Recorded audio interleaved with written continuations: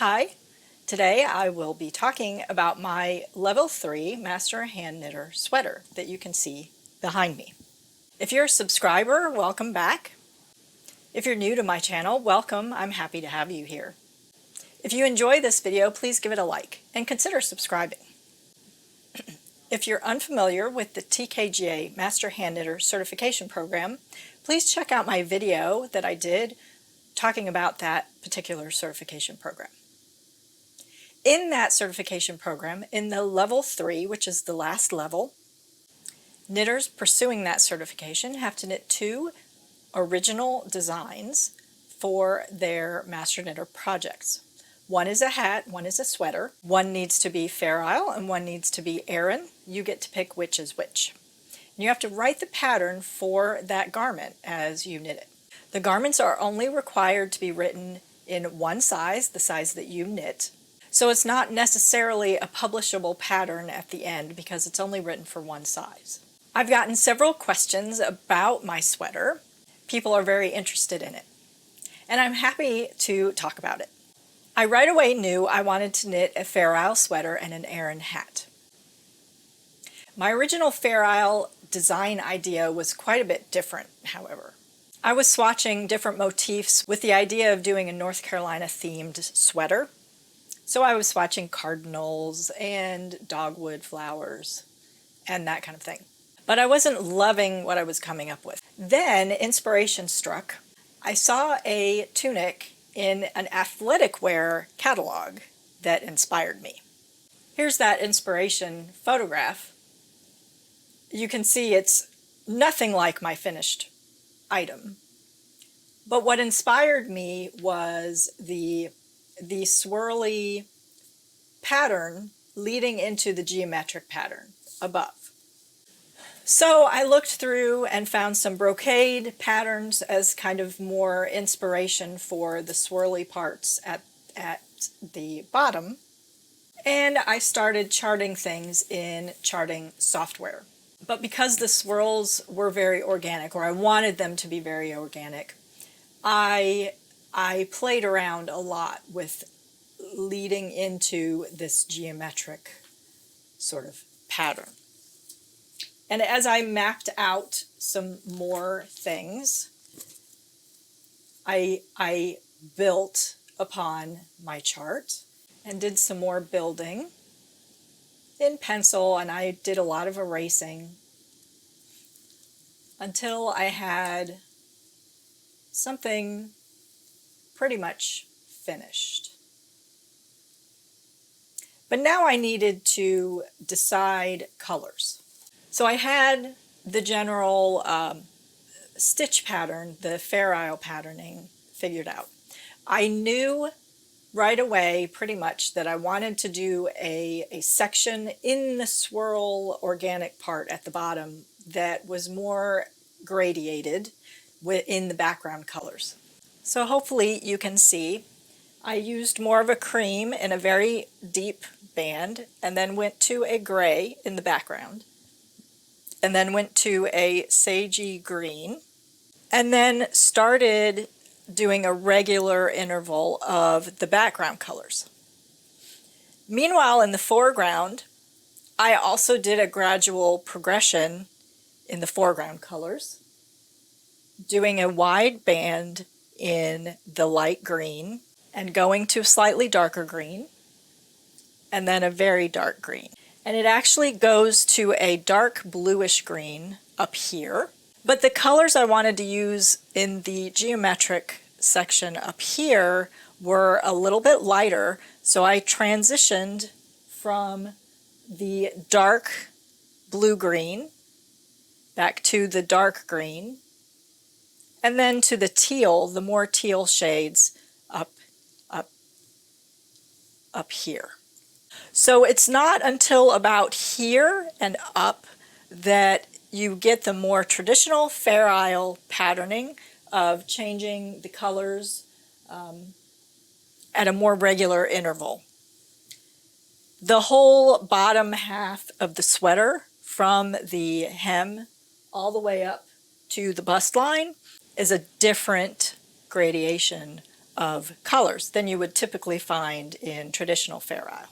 So because this was a non-traditional Fair Isle type sweater, I needed to get permission to proceed with my design idea. Pretty quickly I determined I wanted a pop of color down here. This was too much green, and it really was missing something because this flower was originally worked in this pale green. So I decided to try duplicate stitch in the burgundy over top, and I loved it. That was what it was missing and really made this section of the sweater pop. And that is another non-traditional element of a Fair Isle sweater.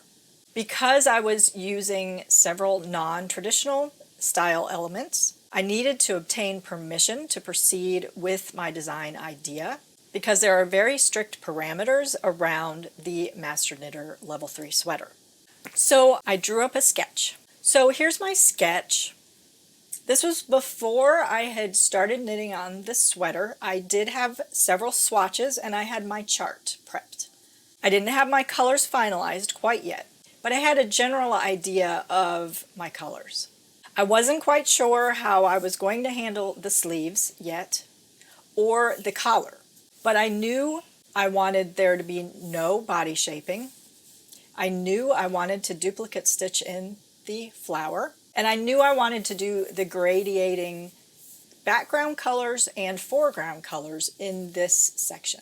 So I wrote up my design idea and provided my sketch to my level 2 co-chair, who communicated with the rest of the co-chairs that were on the committee at the time and got permission, and she emailed me back and said I was good to go. My initial idea was to do a fold-over hem at the hem and the cuffs. I started knitting the sleeve, one of the sleeves, first.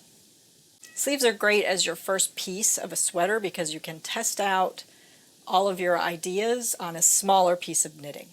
After knitting the sleeves, I realized the fold-over hem wasn't really going to work. So I undid the fold-over part and bound off. This ended up being a blessing in disguise because I was able to match the bound off edges on the button bands to the edges at the bottom of the sleeve cuffs and the bottom of the hem.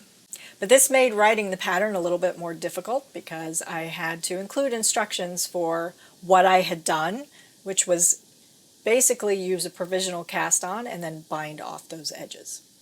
It made the pattern a little bit more bulky.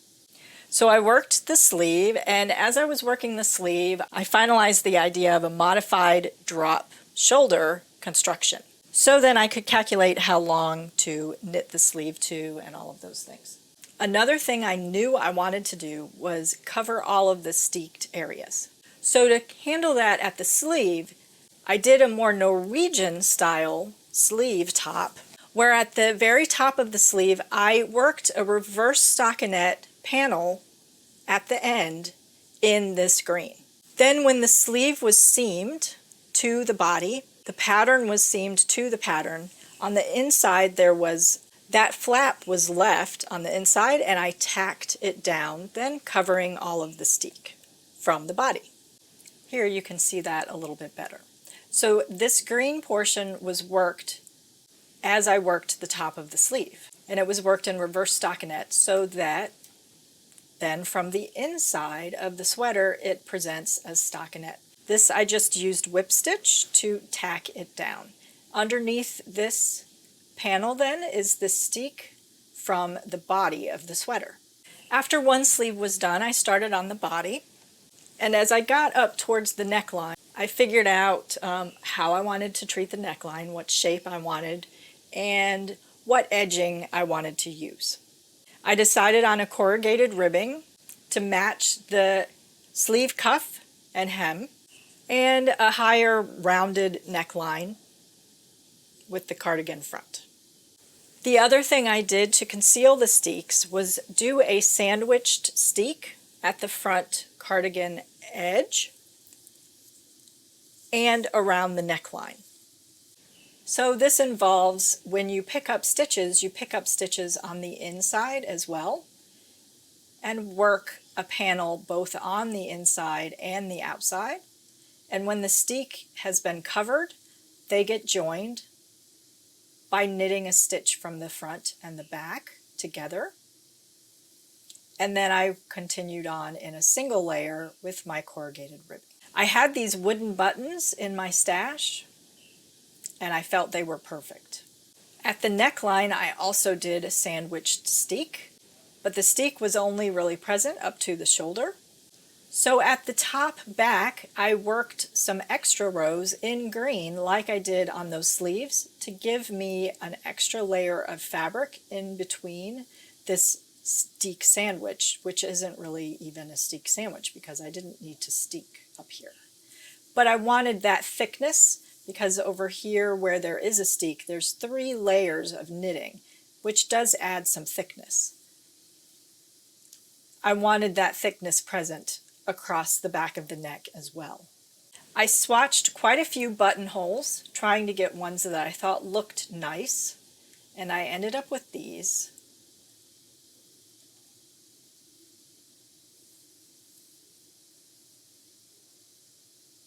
Which I think look quite nice. I made sure to soak the burgundy yarn before using it to duplicate stitch so that any bleeding would be minimized when I blocked my sweater. And the last part that I did was use duplicate stitch to duplicate stitch the red flowers. And I did one for every single red flower present around the bottom of the sweater, so there are 5, and at the bottom of each sleeve, 1 on each sleeve. So that's a little bit about the inspiration behind my Master Hand Knitter sweater and how I handled some design decisions. I hope you found this informative and enjoyed hearing a little bit about my sweater. I am getting the pattern ready to be published, so look for that to be published soon in my Ravelry store and on PayHip. You can always go to my website and view my patterns there. Sign up for my newsletter if you'd like to stay in the loop on what I have going on in the near future, design-wise, teaching, and those things. I hope this video was helpful. Don't forget to like and subscribe, and thank you so much for watching.